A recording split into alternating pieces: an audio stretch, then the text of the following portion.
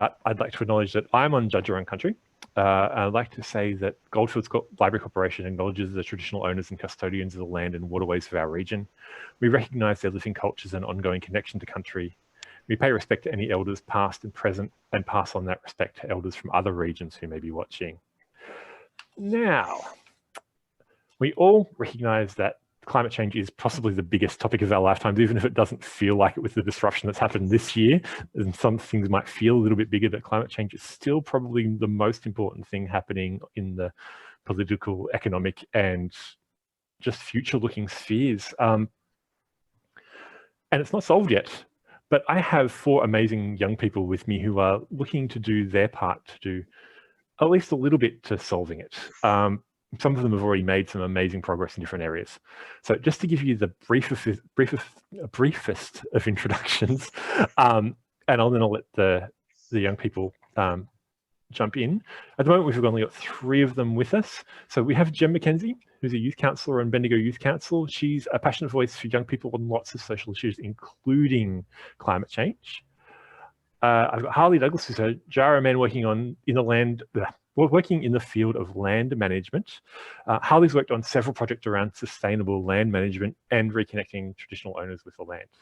And I've also got Jasmine Walker from the Tomorrow Movement, a group dedicated to economic and climate justice, who work to make sure young people are heard by politicians. One of their current campaigns is a kind of New Deal style jobs guarantee, climate jobs guarantee, that would ensure that young people have good jobs in industries and roles that will help transition the economy to a more sustainable future.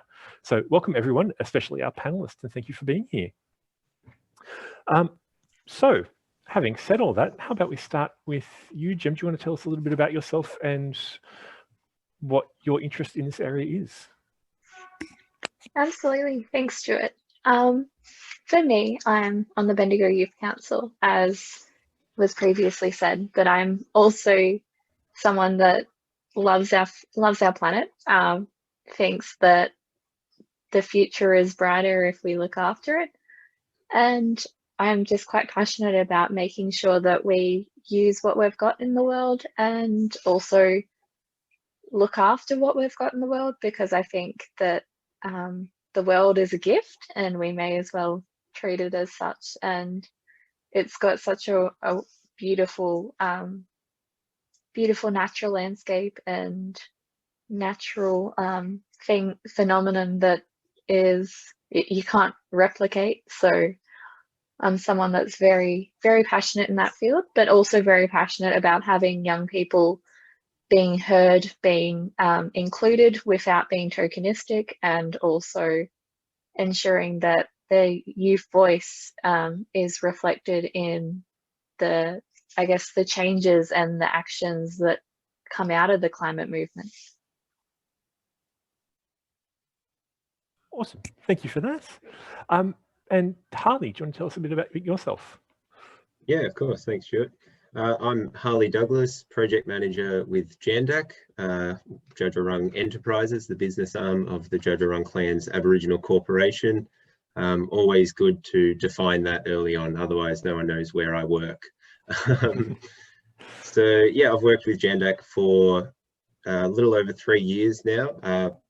Prior to that, just for a bit of background on me as a person, I grew up in Castlemaine, worked at KR Castlemaine Don for about 5 years, had a bit of a crisis while working there and quit, was unemployed for a couple of months, really put pressure on myself to find new employment. When I left, all I knew I wanted to do was work outside and try and make a difference in a positive way. Other than just packing sausages into packets. So yeah, thankfully found Dja and I have really been enjoying the work that I do there. Really love it. I couldn't advocate for working in this industry enough. So yeah, that's enough about me, I think, Stuart. Excellent, thanks Harley. And Jasmine. Thanks so much, Stuart. Yeah, hi everyone. My name's Jasmine. Just want to acknowledge the traditional owners of the land I'm on. I'm on the land of the Ngunnawal people. And yeah, I am a student. I've just finished my environmental engineering degree, but I'm also quite heavily involved at Tomorrow Movement. I'm a volunteer on the communications team, and yeah, definitely came to where Tomorrow Movement works from an environmental and climate perspective. My degree has really shown me that we really only have a small amount of time to act, and that we actually have the solutions that we need. We just need to be proposing solutions that really match the scale of the crisis. And I think a lot of young people are really upset and distrustful of the government at the moment, the solutions that are being proposed. And so Tomorrow Movement's really trying to push for some alternate solutions that kind of match the scale of the crisis that we face, and give people a bit of hope at the same time.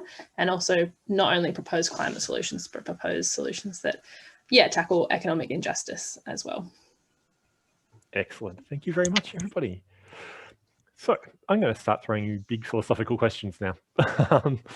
So what is your ideal future for the environment and humanity, and how would you know when we got there?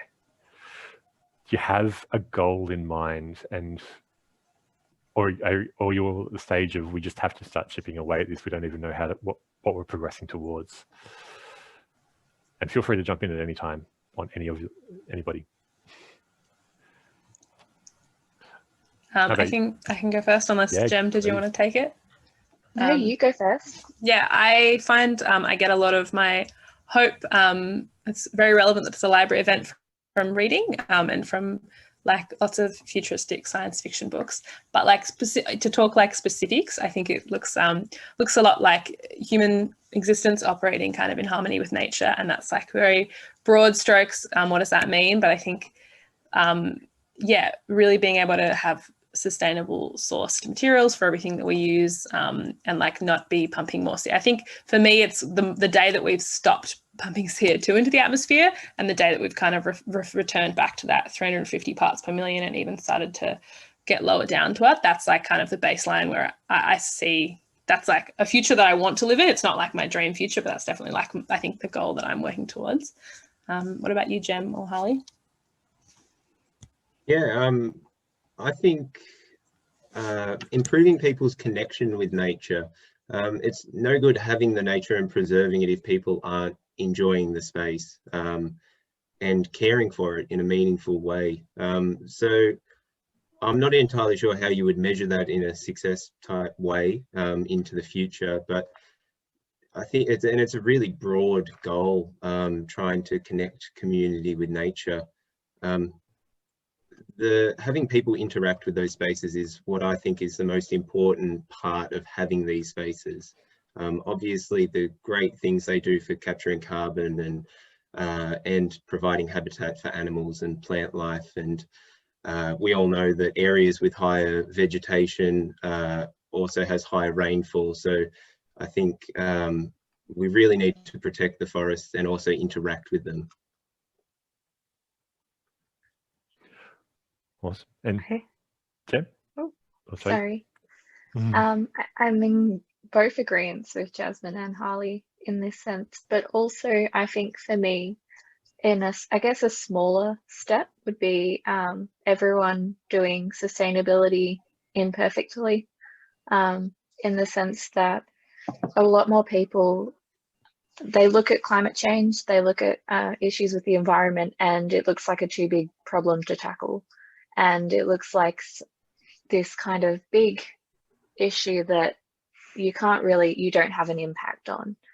But I think if everyone looked at it as a way that they have some impact on, or they have some responsibility to achieve, I think that we would get quite a good, I guess, action on climate change, even if it's simply reusing something, or if it's knowing the difference between the green bin and the red bin. Those kinds of things, they all make an absolute impact on the planet. And once you start getting into those kinds of routines, you start doing more, and you start seeing what you can do again, and how you can, I guess, change even more. So it might be you like planting trees, and then next you're going to start learning how to ensure the water for those trees is preserved in the most appropriate way. And for me, that's where I'm quite interested in, is seeing a lot of people starting small and then challenging themselves little by little to keep going till we've got some really aware societies going in so many different multifaceted approaches. I think it's really interesting that almost all of you talked not so much about this is what the future will look like and it'll work this way and it'll work that way. It's all very attitudinal. It's all, people will think about it this way and people will react this way and I'd like them to connect in this way. And it's all people-based. It's all very interesting that that's the way you went. So thank you very much for that. And in the process of getting there, do you think there are people who need to be listened to more in particular? Are there voices that aren't being heard? Obviously, the Tomorrow movement is all about there's a particular young group of young people who aren't being heard. But are there other people as well who you think need to have some voice in this? And if we are going to start in this direction and head in this direction, who do we need on board telling us this is the right direction? Yes, I will start with this one. Go for it. I think I can feel that. Traditional owners. Yeah. That was kind of the open question for you there, Harley. I Yeah, think you really lobbed that up and I just went back. So what would that look like for traditional owners being listened to more? Sorry, Stuart, I'm just on a bit of a delay now, I've realised. Yeah, all good. Yeah. I think it will be, to my previous point, more people connecting with nature. Traditional owners connect with nature in the most intimate of ways, obviously living with the landscape and living in harmony with country. So I think, yeah, almost back to my previous point, it'll be more people connecting with nature. If traditional owners are having more of an influence over this sort of thing. And how would you think they would, what would traditional owners having a say look like? Would it be particular councils? Would it be, of course, you know, the Senate recognition kind of thing, but do you think there should be more work like you're already doing, or should there be other types of bodies or particular projects that traditional owners could be involved with or leading, including land management? Or do you think there's something else they could also be helping with or having a voice in? Yeah, like you mentioned, there's layers of governance that we need to work out to affect change positively, I think. And obviously the voice and the treaty process that is underway in Victoria is a step in that direction. But then more broadly, the empowering specific traditional owner groups across Victoria to lead and implement these actions. So if we're doing climate change projects, like we see, is looking at how we can harvest and utilize native grass seeds using regenerative agricultural techniques. So I think traditional owners getting the funding and taking the ownership over projects like this will bring everyone on board for the ride. We work from the ground up being traditional owners. We understand the layers of governance, and people at the bottom level want to work bottom up rather than getting told what to do top down. So traditional owners are the way in for that and the way of the future, I think. Excellent. I mean, obviously that was a bit of a question there for you, Harley, but I think, Jasmine, you've got some interesting things to say on that sort of topic too. Yeah, obviously coming from Tomorrow Movement, young people are the group that I think we definitely need to be listening to more. But yeah, just to bounce off what Harley was saying as well, as the GAML Means No rally, I'm actually up in Canberra at the moment the other day, and I think it's just really important to acknowledge that like Indigenous issues and climate change are just so interlinked. It's like to listen to Indigenous leaders is like probably the only way forward, I think, to take real meaningful action on climate change. And it was really interesting. One of the aunties there, actually said something that was really powerful to me. Was like, she was like, me and my mob will be fine. Like this country will change, and it's changed before, but it's you guys that are in trouble. And I think that really stood out with me. But yeah, go back to Tomorrow movement, yeah, like definitely young people, just, yeah, I think we need to be more represented in politics, but just broadly speaking, I think if you look at politics, it's not a representative sample of society, and I think that's quite indicative of why there's been no real action on climate change. Politics is really stranded by big business and the coal and gas industry, and it's really, you know, not representative of what the people want. And obviously that's a problem to tackle from a lot of different angles. You know, some of that, like what Jem's doing, is getting more young people into Parliament. Some of that's really doing some of the political campaigning to change the members that are in and change their views and get them to champion things that we are after. So yeah, there's lots of different ways to do it. And I think it's, yeah, not just as much about listening to young people, but really getting young people to take action in their communities and feel empowered that they actually can change how the world's working. Yeah, what about you, Jem? Have you got things to add to that? I do.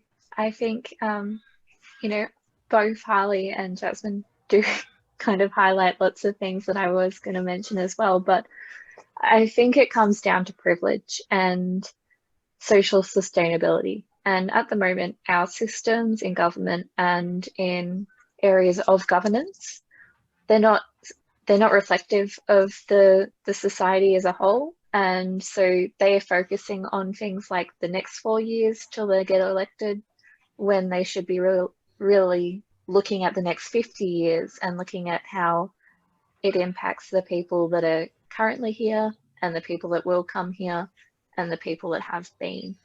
And one thing that I do notice a lot in, I guess, both governance and creating policy on climate change, and also in some of the, I guess, sustainability practices and, you know, how to become sustainable, is that the practices aren't very adequate for anyone that is a young person. They might be Indigenous, or they might be a migrant, or they might be a low socioeconomic status. And with a lot of those areas, people, you know, if you don't have the money, you don't get to be considered sustainable in some cases. If you don't have the influence, you don't get your climate stories and struggles and ideas out into the open. And if, you know, you have to have those opportunities to make a change in many cases. And if you're a group that is already got barriers of some sort, you're not going to get that at the same level as, say, someone who doesn't have that same, you know, same level of discrimination against them. So that's one thing that I'm quite passionate about, is making sure that when people do say, well, I don't see, for example, an Indigenous person speaking about climate change, I say, why? And I ask them, did you invite anyone? Did you talk to someone about that issue? And usually the answer is, oh, I didn't know who to ask, or I didn't think that this was an issue. And as soon as you start asking those questions, people start to realize that there is people interested. They just don't have the same means and opportunities as you to actually go out and do those things. So you think making a concerted effort to make sure you are asking from a position of privilege is a useful thing, a useful tool to say, I've got this sort of privilege.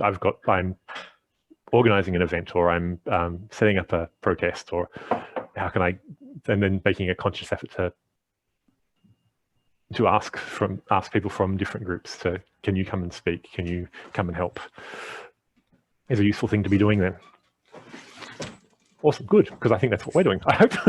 Here's some young people who aren't being listened to enough. Let's get them to speak.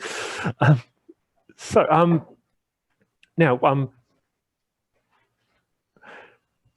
something you guys are all kind of, well, at least some of the stuff Jasmine and Jem were talking about, kind of brings up a lot of the stuff around how there are different power structures involved in this. So how do you kind of balance the pressure to change yourself, to recycle more and maybe eat one less meat meal a week, or is my coffee cup reusable enough? Is it the right kind of reusable coffee cup? Compared to, you know, most of the carbon is being put out by massive industrial processes, and there's mining that I have no control over, and all of that kind of stuff. Where do you see your personal responsibility ending and corporate responsibility in politics starting? And to make this even a bigger question, how do you start taking your personal responses and making changes on that bigger level? I think that's probably more of a question for you to start off with, maybe Jasmine, and then we can see what Harley and Jem have to say. Yeah, I can definitely start. Whenever that question comes up, which it often does, my brain always pops back to the statistic of 100 companies are responsible for like over 70% of global emissions. And so I'm a big fan of like individual and of like community change, and like making sure that people are taking action on both. I think it is really important, but I also do think it's really important to keep in mind that some of the individual changes that we're asking people to make can be expensive for some people, you know, keep cups and things like that, and also take time, and some people just don't have those things, and that it's really important, and that's what Tomorrow Moves focuses on, to be getting people active in their community spheres, to be taking action on the political level, the community level, making bigger changes that can really tackle some of the more systemic issues. And that seems really hard, and it's a really, really big challenge, I think. And so it's really important to inject hope into a lot of what we do. And I think a lot of those individual changes can inject hope back into people. It feels really good to do some of the smaller things like recycle and have a compost heap and do all of those bits and bobs. But yeah, I personally think it's really important that we focus on the big dogs, and making sure that we're trying to keep our politicians responsible, and trying to keep companies responsible, and act together as a community and as a larger social body, because that's when we can really have a big impact, I think. Yeah, what about you, Harley or Jem?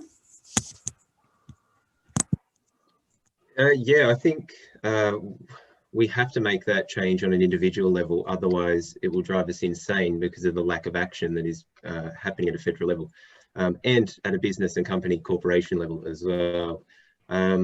I think it's up to individuals within the organisation to really champion and drive home this cause within businesses and companies, to adapt environmental policies and climate change policies.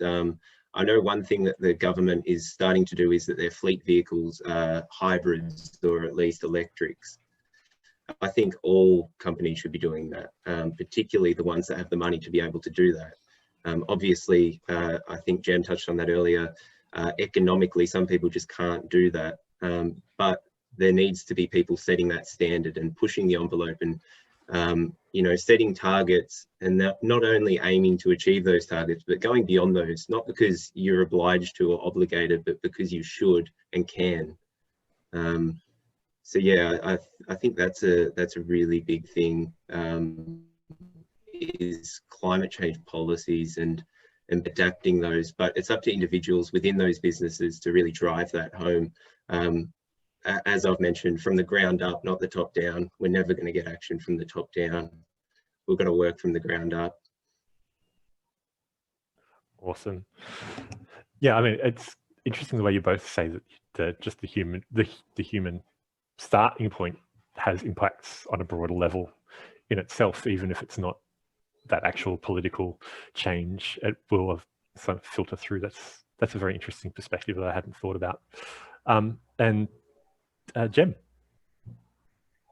I'd like to extend on, I guess, from building from the ground up. But grassroots campaigns are fantastic in driving action. I think you have to have a bunch of people with a passion for change to start anywhere. And I think one of the big ways to kind of drive change is to firstly share stories. A story is a lot more stronger than a statistic in terms of how we talk and how we communicate as people. So in my other roles. So one of the things that I also do is other advocacy for young people in a separate role. And the way that I would talk to a business I would highlight an opportunity. I would not highlight a problem. I would highlight the opportunity to improve. And you can throw statistics, but as soon as you start to connect with them and like you start to build that empathy and understanding, people really understand why you feel that way and why they get it. And with climate change and the environment, you don't tend to get the climate change like denier or skeptic involved by throwing a statistic at them. That's what I found. And you get them involved by saying, you know, telling them your story and telling them the stories of those who they usually wouldn't hear. So for example, you know, Harley, you'd probably have some amazing insight into this, or even Jasmine. And they're the stories that they won't hear, because they will usually hear the story of, you know, their friend who also believes the same thing, who doesn't, you know, or someone who has, you know, a higher office and that level of a voice where some people don't get that opportunity. So that for me is like starting with those stories, starting with, you know, the simple changes like Jasmine was saying, like to reuse something or recycle something. And then on top of that, my other thing is about consumer awareness. The thing with companies is that they rely on our consumption, and greenwashing, which is, you know, where they pretend they're really sustainable when they're not, and social washing, where they pretend that they're really socially conscious, making the world a better place when they're not. They're both things. And most of those companies that Jasmine was mentioning do that on quite a significant level.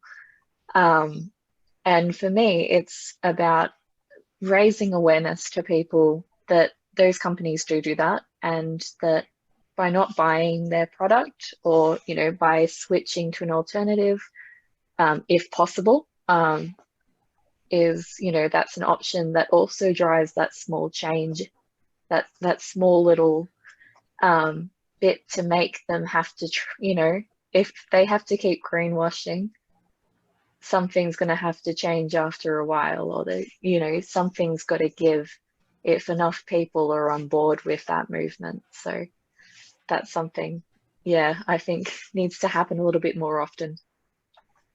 Awesome. Thank you. I think all three of you, that was great. Now something a little more contentious, and as someone in local politics, you might be the right person to start off with on this one, Jem. Different groups, and even in the environmental movement, have different goals and different styles. And how do you approach people who at least sensibly agree with you, but want to do things a different way? Is there a good way for people to be working together towards all these goals? I think it comes down, I guess, to what I was saying before. It's about understanding that everyone's got different levels of privilege, and in some cases they don't recognize that, and in some cases I might not recognize that, and I'm actually going to use an example for this because it's a lot easier to explain this way. So the youth councillors were invited to speak at a climate summit and organise it, and the group that invited us kept trying to push us to do something different to how we were wanting to create a youth-led movement. And it was about sitting them down and saying, that's not how we work. Let's try and work together, understand each other, while making sure that we're not fighting, we're not pushing anyone away, but we're working together while also acknowledging that, for example, young people will not have, you know, the capacity to drive to this venue. They won't have the You know, they don't have the funds to go purchase giant big banners and signs like you might be able to. And, you know, other commitments, like it can't be during lunchtime on a Wednesday afternoon. And for them, they hadn't thought about that. For them, they assumed that you'd send an email to the school, and that was the easiest way for a young person to get involved, was from this email, and they'll do this, do that. And for us, it didn't work. Like, it didn't work for us. So we explained to them, they changed it up, and we got like a successful event in the end. But it's about understanding and navigating that field that for some groups it's going to work fantastic, but it's also not going to work well for others. And it's about making sure that if you are involving, for example, young people or a group that don't always have a voice, include them and ask them, and understand that your ideas might be completely off the mark. And that's okay. And sometimes their ideas might not work for you. And, you know, that's when we need to work through those solutions. Sorry, it's not the most straightforward answer, but it really is about just, I guess, sacrificing, listening, and understanding that, you know, you can't always assume that something's going to work a certain way because that's how it works for you. So I guess that's probably the take-home point. That was a good illustration of you using stories to make your points and make connections. So I think we all understood it a little bit better because you were giving us an actual anecdote. Harley or Jasmine? I'll go, Jasmine. Just further to Jem's point, I think it's really interesting because we have that happen quite regularly. Your example with Djadjawurung, people will bring things that they can't get the government to do, or Parks Victoria, or, you know, local groups. They'll bring it to Djadjawurung and say, "Oh, Djadjawurung want to do this, don't they?" And instead of, you know, asking us or consulting with us, they bring us the idea and say, "Go on, do it. It achieves what you want to do and what you've set out in your country plan." Yeah, that's that top-down approach that I keep banging on about during this. And further to your point, Jem, respect and understanding are the two biggest things, I think. Particularly with, I like you use the environmental groups as the example, Stuart, because I've been working very closely with a lot of different key players within the environmental groups, and all of them have such different opinions on how to manage land, what we should be doing with burning off, fire, climate change, even planting. There's so many differing opinions. So finding that common ground in the middle, and compromising as well. Compromise is something that we're all going to need to get better at doing, I think, if we want to work together, especially with how separated things are lately in the political landscape. So yeah, I think I'm big on compromise. I think we need to meet in the middle and find that common ground. How do you know when not to compromise anymore, though? When do you need to put your foot down? When you feel like you need to put your foot down. I'm also big on intuition. Excellent. I'm mainly asking that question because I know Jasmine is up next, and a lot of their work is about not putting your foot, about knowing when to put your foot down, even with your allies. Yeah. So yeah, we have a set of principles that I think guides a lot of that kind of stuff. But I think going back to the question, I often think of it as inside track and outside track. I know it's not as clear cut as that, but I definitely just think that we need more people advocating for this stuff internally and externally, and wherever people sit on that spectrum and how involved they want to get is totally fine and up to them. And I think that there's always common ground that you can find with people. But yeah, like Tomorrow Movement as an organisation is pretty staunch, and we have these 10 principles that we really try and abide by in the actions that we do. But yeah, like definitely do work in partnership with some other groups, not just from the environmental sector, but from you know, racial justice organising and economic justice organising and stuff as well. That's probably all I have to say on that. I actually have a question from chat that kind of flows into that from Nakomi. Nakomi. So wondering if you had any thoughts about the whitewashing of environmental movements. We don't hear enough about some of the people who are doing great work from an Indigenous standpoint, including people from Standing Rock. Have you got any thoughts on how we might elevate those particular voices? That's a very hard question. Sorry. No, that's all good. Yeah, I can go first. I think in Australia, maybe not, I don't know so much on a global stage, but in Australia, like racism is still very much alive. And so a lot of folks who might be on board with climate science and believe that climate change is happening, be on board with environmental movements and stuff like that, can still be on some level quite racist. Whether that's something they would admit, or whether, I think it's also just a part of our society, right, that like that exists as a concept in Australia. And so that's just like a general whitewashing that happens, and I think we need to recognize it and call it out when we see it. And yeah, I suppose it's really hard, even in Tomorrow Movement, you know, we have quite a few people of colour who are really, really great organisers, and we try and elevate them as much as possible, and we try and work with racial justice organisations like Democracy in Colour. But as well in Australia, like it's really hard because a lot of people of colour are fighting their own really, really crazy battles. A lot of friends that I have that are people of colour involved in campaigning are fighting battles that are much more immediate and much more to do with material needs rather than bigger things. And I do think that means there's, like as Jem was saying, a level of privilege that allows people to engage in the environmental movement. So it's kind of those two things where, like, I think culturally we elevate white leaders when we really shouldn't. And also there is like structural barriers in place of, getting more people of colour into those leadership positions, but they definitely do exist. Harley or Jen?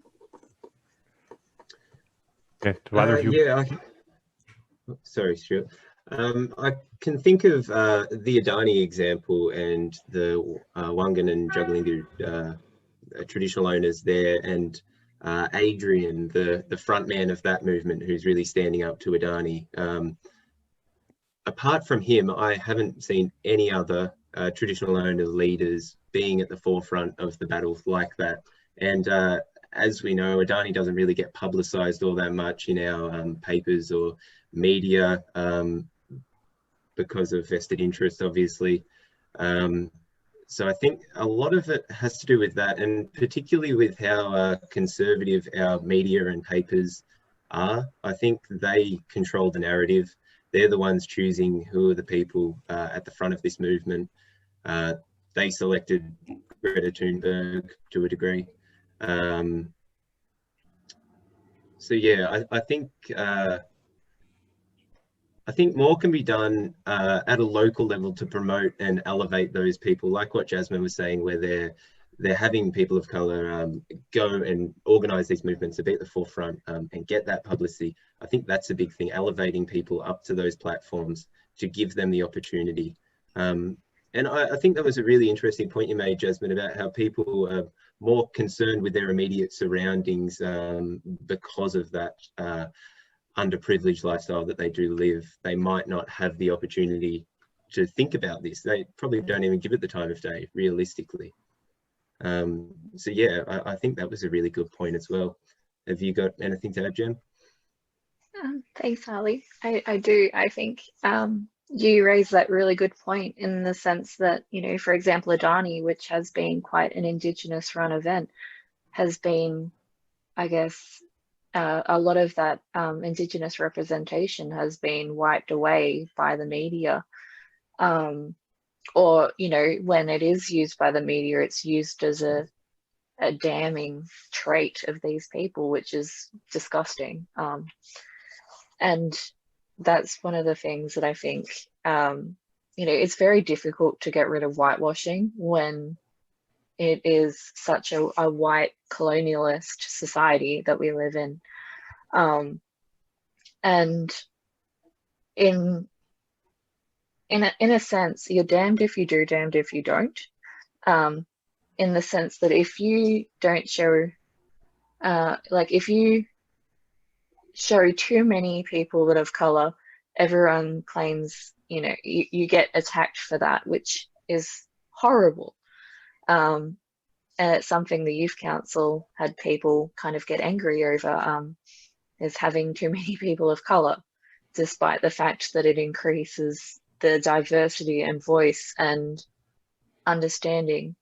But then if you don't have anyone in a movement, people assume that they don't care, that they're not involved in that movement, which frankly is incorrect as well. So I think for me, it's a very difficult thing because it's about navigating that political, I guess it's a political labyrinth, because you can't really win in the end. And I hate saying that. I think it's a horrible reality that no matter, you know, whether you try and raise those voices, you'll win some. But there's a lot of people out there that are just gonna kick that down and I guess whitewash it even further. I don't want to sound, you know, it's a very difficult thing. And I guess it's about raising those voices and, you know, being visible, but also calling out that whitewashing, you know, instead of watching it happen, asking people, well, where is this group that's really involved in, say, this, and having people, you know, and also standing up for if there is an issue regarding, you know, why is there so many people of colors? This is not fair. That kind of argument. Also saying that, you know, people have, you know, people are naturally diverse, and it's about, you know, standing up and supporting those people to be able to be that voice and standing against that whitewashing and actually saying no, because I think in a lot of cases it's not called out and it's not done anything, so it happens again and again and again. And as I said, you're damned if you do, damned if you don't. But yeah, I think if we start actually standing up and visibly making an impact and changing the way people kind of, I guess, pinpoint those issues, I think that it would, you know, it would make a difference. I hope that makes sense. I hope I didn't ramble. All good. Yeah, Harley, you brought up an interesting point about media control of some of the narrative. How much thought do you all give to how is it going to present in the media, or how can I even manipulate the media to get my message out? Is it something you even think about? Because I mean, as you were saying, Harley, I think you're probably correct that without that media voice, you don't get the Indigenous voices raised, or you get them raised in the wrong way, or you don't get the environmental messages out in a way that makes people hopeful. Or is it something that you guys think about in day to day, or have thought about at all? Well, I know within our organisation, Djadjawurung, we actively engage with media to promote our business and our stories. The journey that we're taking, we're actively bringing the community along with that by trying to publicise and promote that as much as possible. In terms of the manipulation side of the media, I'm not high enough up in the company to know about that yet, Stuart. Sorry, that's probably exactly the wrong term. Those conversations. It's more, if they're manipulating us, why can't we do it back? Yeah. Well, I think Jasmine will be able to probably talk to that point, because activists are quite good at doing that.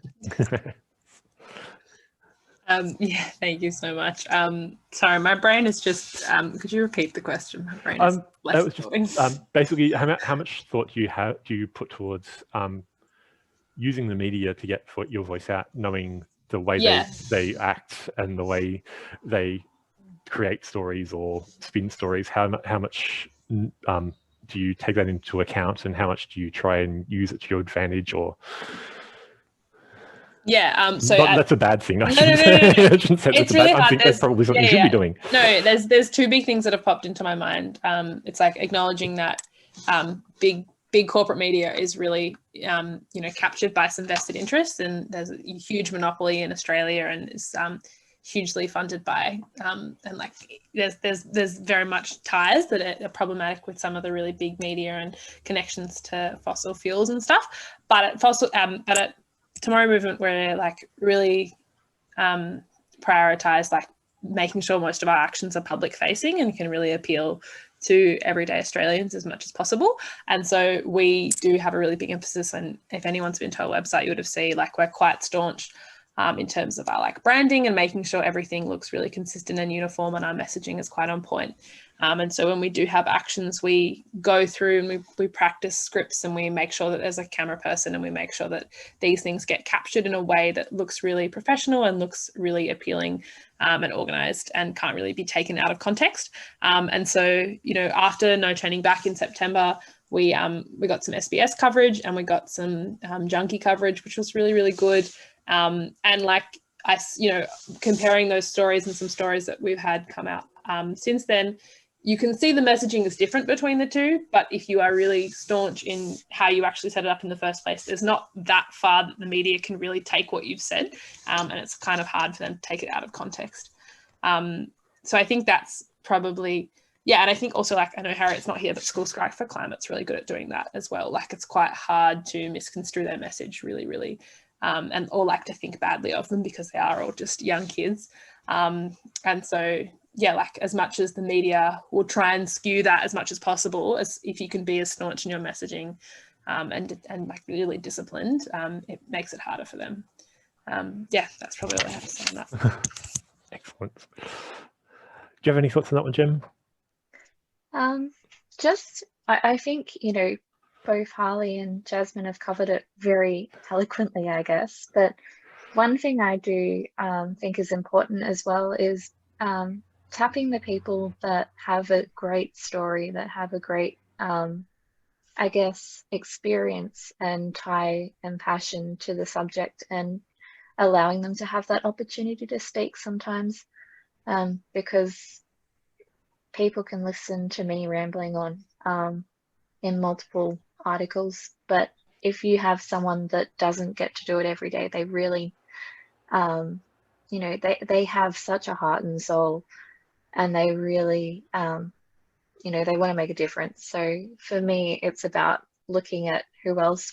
I know it sounds somewhat strange, who else can I put in front to champion a movement or a whatever project, initiative, anything like that. But it's about pinpointing those people that they have the most passion in the world, and they're the ones that drive the movement, and they're the ones that the world needs to see in the media, and across that. And that's how I deal with it, I guess.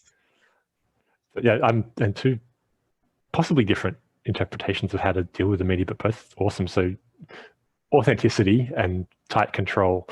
If you can marry those two, that'd be great. Now, I do have a few other questions, but I think we're getting close to the end. So I'm going to just ask you one more, and then we'll see if there's any more questions. I know there's at least one more in the chat we'll try and get to if we have time. But one that I really want to ask, and I have to give credit to Saskia, one of my colleagues, who's done a lot of the research on this for me. So if any of the questions come across as good, it was all Saskia, it wasn't me. But what gives you optimism? What makes you feel like, yes, we're winning, we're doing some good work? I'll give you a moment. I hope you don't have to think about that too hard. I've got one. Yeah, please go for it, Jem. Go, Jem. Thanks, Harley. I'll let you go next, I promise. So what gives me optimism? The best thing that I have ever had happen was teaching climate change to a 12-year-old girl and her going on to have her own Instagram and social media pages dedicated to increasing sustainability. And she taught her parents how to compost and how to recycle. And she's still doing this, by the way. And I think for me, it's about teaching someone else and having someone champion that and keep growing. There's nothing better than seeing someone else, you know, jump onto a movement or jump onto an interest of yours, and then all of a sudden they're just taking it and running, and you're trying to like catch up to them. That is the most valuable thing in the world. And I think that gives me a lot of optimism, because you've got a lot of young people who are passionate, who might not have that voice or might not have that, you know, they might not have that mentor or champion or even awareness of what they can do.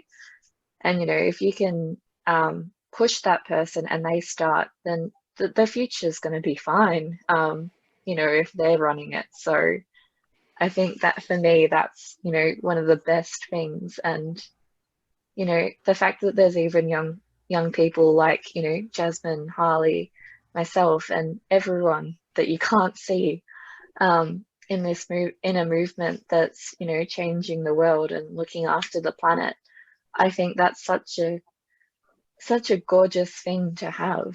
And it might sound very, you know, somewhat hippie style, but you know, it's exciting that we have such an amazing world of wealth in our young people who want to make a difference and who are making a difference. So that's where I get my optimism.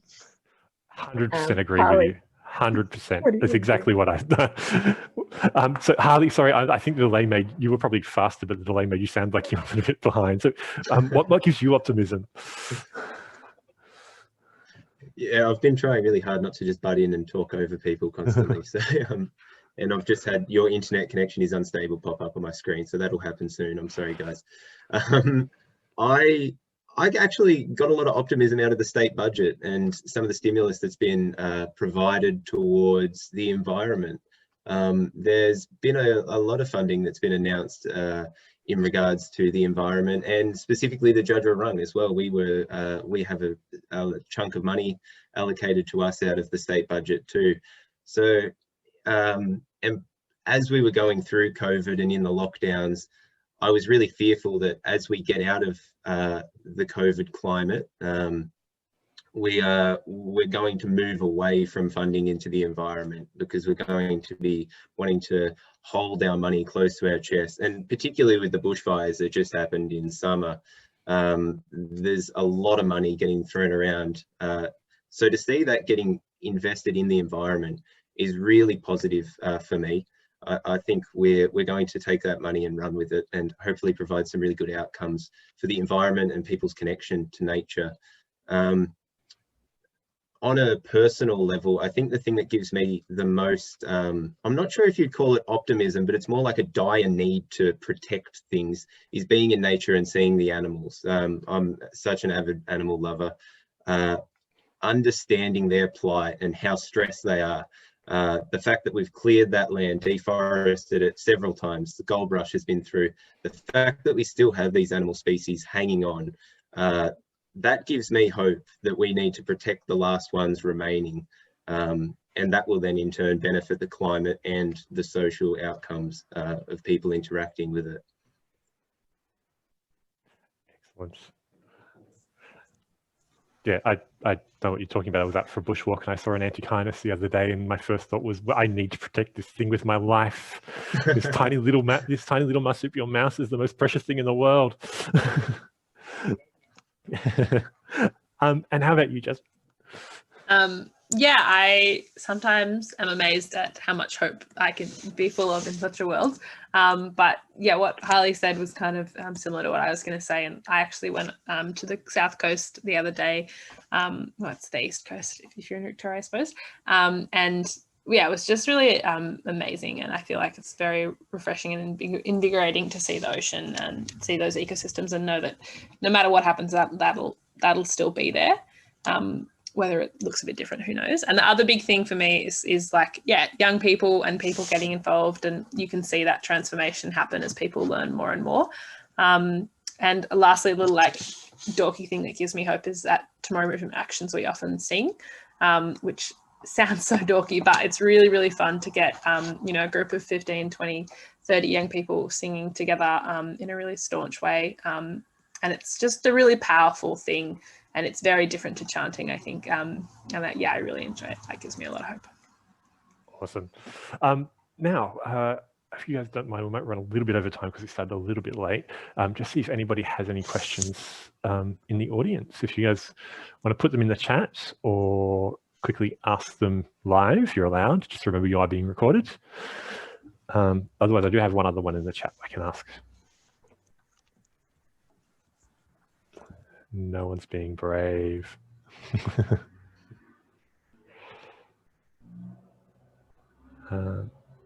So I do have one quote from the chat.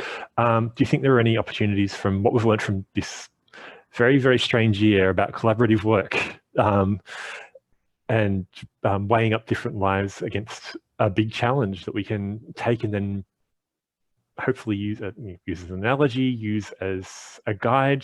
Is there something, are there lessons we've learned from this year that we can take forward? I can go first if no one else wants to jump in, but I think one of the big things is it's thrown out the concept of normal. I think one of the big barriers for the climate movement is a lot of people say, oh, that's not possible to change that much that quickly.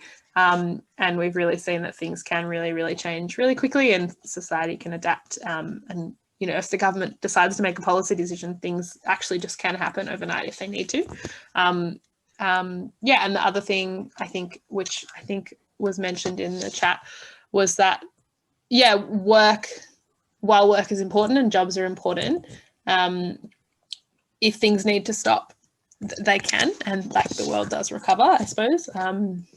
Yeah, and so like, yeah, basically just that big change is possible, and there's really no such thing as normal, I think, is the big main lessons. Harley, Jem? Yeah, I think the biggest issue with the climate change from my thinking is it's not immediate enough. With COVID, that risk was there right away. People had to act. If there was an asteroid coming for the planet, we would figure it out pretty quickly. And climate change nearly equates to that over a gradual period of, you know, the next 30 to 100 years. So yeah, the COVID response did give me a sense of hope that we are able to change very quickly. We've seen some of the images coming out of China and Japan where the smog had completely lifted, and that was only 1 month of a lockdown. Imagine what we could do with a long time of people caring for the planet. So it does give me a sense of hope. I think the smog's back in China though, so that there goes the hope again. Lost in the smog. Awesome. Thanks, Harley. I agree with Harley in that sense. I think with COVID, it's been quite eye-opening to how fast the environment can recover. I guess in Australia, we understand the idea that bushfires cause regrowth quite quickly, and that we are quite a resilient country in our natural world. And it was fascinating around the city of Greater Bendigo. When we had the lockdowns, there was no litter on the side of the road. People were cleaning up after themselves. And for someone that, you know, has a bit of a passion to go to the park with a bag and clean up after people, it was quite interesting to see that people weren't littering because they weren't driving cars. And because they weren't driving cars, the amount of CO2 was going down, and you know, that we were producing as a city. And so I think, you know, it's really, I'm really hopeful that people will understand that some things we don't need to do because, you know, it's obviously, it's actually easier to help the environment than we think if we just, you know, do those small things like I've banged on throughout this entire 1 hour is, you know, starting small, doing that one thing, and that one thing leads to a greater impact. And I think also it was interesting, like Harley said, that, you know, the response to this was quite immediate compared to climate change, where it's, you know, it feels like it could happen so many years away. So it's out of sight, out of mind. But I think, if anything, a lot of young people have actually considered the climate issues more because there is, for example, jobs in the renewable sector that young people want to work towards. There's innovations towards waste. You know, how did people try and get this during lockdown when they didn't have that opportunity? Lots of people have kind of created problems that have been actually environmentally sound. And also, I think people are understanding the impacts of not living around nature. For example, people in Melbourne were moving to, say, Bendigo and surrounding suburbs because they wanted to be around greenery. They wanted to have nature around them. And, you know, people were going out to parks, people were going out to be within nature. And if anything, I think it's given us a bit more of an appreciation for our natural world. At least I hope that it has for many people as well. Thank you very much. Now, does anybody want to ask a question? Please, Lucy.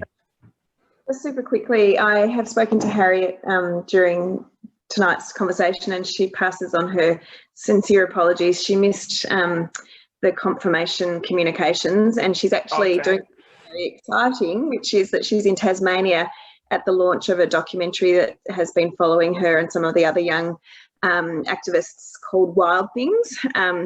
So she wanted us to pass on as well that that's launching in Castlemaine on the 28th of January, if people want to check that out. But she's really very, very sorry that she wasn't, that she didn't show up tonight. I think that's understandable.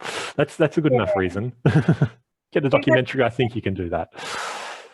I just wanted to say before I mute myself, we've had the whole family here tonight. They don't want to be on camera, but really, really grateful to you. Super inspiring and so articulate, and each of you, you know, bring it. Oh, she's on it. Well done. Each of you bring a different lens and perspective, but it gives me so much hope and so much gratitude to you guys also for, you know, really taking a stand, because it takes courage and it takes commitment, and we're super grateful and impressed. Thanks. Thanks, Lucy. Well, then I think that's all we have time for, and probably less than we had time for, but we did anyway. So thank you very much, Jasmine, Harley, and Jem. I'm going to be thinking about some of the stuff you said for ages. That was really, really great. Is there any one thing we didn't get to that you really wanted to say, just very briefly? No, we covered a lot of ground, and it's getting very late. It's all good. So before we go, I will say that we are doing a few more climate events over the next few weeks. We have the Art of Frugal Hedonism coming up next week, which will be hosted by another young person talking to the author of The Art of Frugal Hedonism, whose name I can never remember. It's Annie.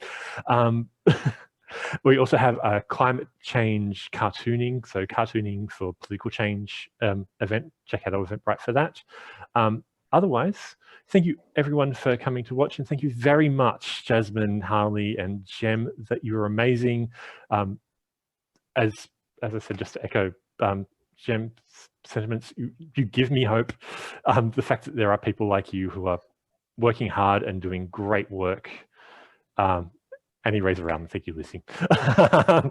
It's one of the few things that when everything looks too dark, I know that there are people like you guys out there, and feel like there is going to be some sort of future for you. So thank you all once again. Thank you all for watching, and good night, and thank you from Goldschutz Libraries.